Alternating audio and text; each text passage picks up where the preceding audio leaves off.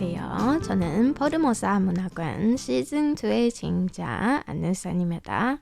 도시에서 살다 보면 인생의 꽤 많은 시간을 지하철에서 보내게 됩니다. 출퇴근을 물론 여행을 가거나 벌이를 보러 다닐 때도 자연스럽게 타게 되죠. 그만큼 익숙하고 일상적인 공간입니다. 그런데 누군가에게는 지하철 플랫폼이 인생의 마지막 정거장이 되기도 합니다.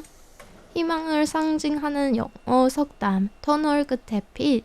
이 말이 터널 끝의 빛은 사실 다가오는 열차일 뿐이다 로 바뀌는 것처럼 2018년 타이베이 지하철에 스크린도어가 전면 설치된 이후에도 철로에 뛰어들어 생을 마감하는 안타까운 사고는 계속되고 있습니다. 지난 4월 초 블룸라인 부중역에서는 한 20대 여성이 스크린도어를 기어오른 뒤 열차에 부딪혀 숨졌습니다. 어떤 사람은 이런 선택을 남에게 피해를 주는 비겁한 행동이라 생각하고 또 어떤 사람은 숙명에 맞선 하나의 몸짓으로 보기도 하죠. 이런 이야기를 바탕으로 한 작품이 있습니다. 타이완 문단에서 최초의 지하철 소설 지하철역입니다. 공금을 유용한 중년 남성 러브레터가 공개되어 집단 따돌림을 당한 여학생, 병으로 고통받는 퇴역 군인, 정신질환을 앓는 여성, 회사 스트레스에 짓눌린 직장인, 그리고 여자친구를 끌고 철로에 뛰어든 집착하는 남자까지 나이도 직업도 삶의 과제도 제각각인 이들이 예기치 않게 모두 지하철에서 극단적인 선택을 했습니다. 저자 허즈허는 한 인터뷰에서 이렇게 말했습니다. 소설 속 자살 사례는 매우 전형적이고 심지어 클리셰로 느껴질 수도 있지만 일부러 그렇게 썼다.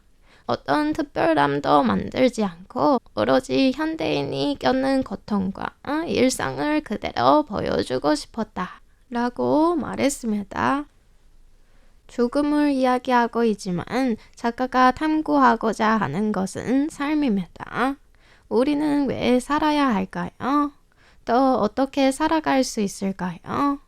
오늘은 소설 지하철역을 함께 읽으면서 이 질문을 천천히 생각해 보려 합니다. 이 소설은 타이베이 지하철에서 일하는 저자 지인의 이야기에서 비롯되었습니다. 지하철 회사가 투신 사고를 막기 위해 어떤 노력을 하고 있는지 그 고민을 들은 저자는 자살자를 주인공으로 한 단편 소설을 시작했는데요. 그런데 쓰면서 이야기는 점점 커졌고 결국 타이베이 지하철의 스크린도어 설치가 모두 마무리된 지 4년이 지난 2022년에야 장편 소설로 완성되었습니다.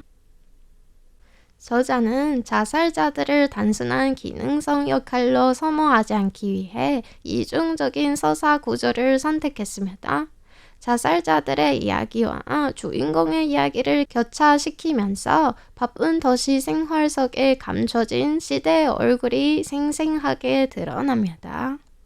자살자들의 이야기는 전개 리듬이 느리고 어두운 반면 메인 스토리에서는 블랙 코미디처럼 황당한 필치로 삶의 희노애락을 짚어냅니다. 이 모든 자살자들을 관통하는 인물 바로 주인공 예유안입니다. 45살의 예유안은 지하철 회사에서 자살 사고 처리와 예방 업무를 담당하고 있는 직원입니다. 중년기 위기 한가운데 서 있는 그는 매일 끔찍한 자살 현장을 마주하고 스크린도어를 설치하지 않기로 한 회사 방침 속에서 투신 사고를 줄일 방법을 찾아야 합니다. 그러나 미적지근한 성격에 주도적인 면도 없어 부하 직원들이 내놓은 아이디어에 휩쓸려 헛수고를 반복할 뿐인데요.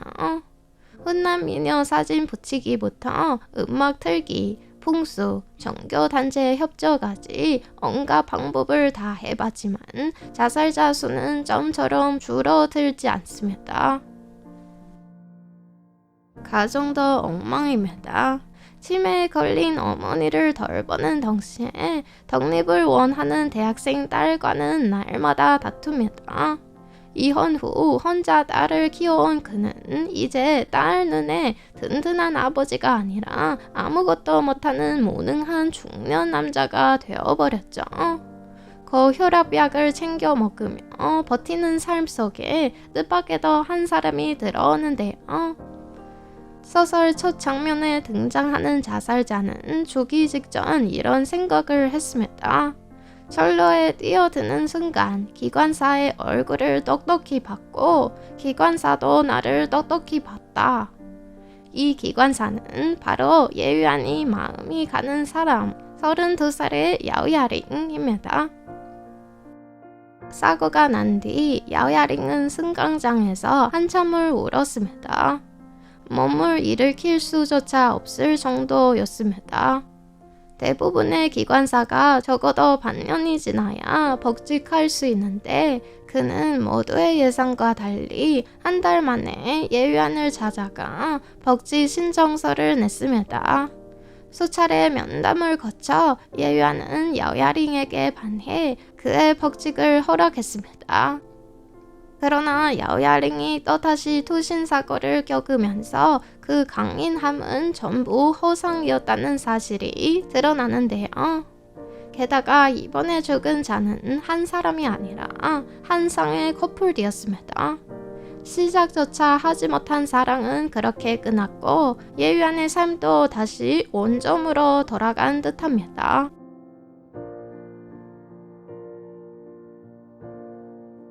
그렇다면 모든 것이 헛수고였던 걸까요? 커플 투신 사고 이후 예유안은 스크린도 공사 현장을 시찰하기 위해 사고 장소를 찾았습니다. 그는 지금껏 수백 건의 자살 사례를 분석해 가능한 모든 자살 이유를 정리했지만 한 번도 자살자의 마음을 제대로 이해해 본 적이 없었습니다. 그는 그 커플이 뛰어내린 자리에 서서 그들의 심정을 상상해 봤습니다. 그들은 이미 무너질 대로 무너진 상태였을까? 희망은 비누방울처럼 하나둘 터지고 삶은 더 이상 의미도 가치도 없었을까? 이 생각은 그들의 마음인지 아니면 내 마음인지 헷갈리는 순간 열차가 들어왔습니다. 뒤에서 한 지하철 직원이 예유안을 세게 껴안고 외쳤습니다. 뛰어내리지 마세요. 생과 죽음의 경계 위에 서 있는 그는 이런 생각이 들었습니다. 야오야링은 회사로 돌아오지 않지만 내가 찾아가면 됐잖아. 사랑 이야기를 쓸 수 없다고 생각했던 허즈허는 결국 극히 낭만적인 소설을 썼는데요.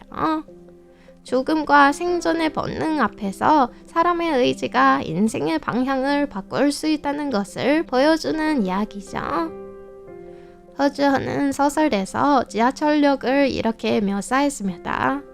모든 사람은 바쁘게 움직이고 있다. 지하철역이 세상에서 가장 미련 남길 가치가 없는 장소인 것처럼 1초라도 더 머무르기를 거부한다. 매일 회사와 집을 오가며 다람쥐 쳇바퀴 돌듯 살아가는 우리도 그렇죠. 하지만 발걸음을 잠시 늦추고 발밑 풍경을 들여다보는 순간 어쩌면 삶의 방향을 찾을 수 있을지도 모릅니다. 엔딩곡으로 타이완 여가수 황이링의 마지막 지하철역을 띄워드리며 마치도록 하겠습니다. 이상으로 RTI 한국어 방송의 안우산이었습니다.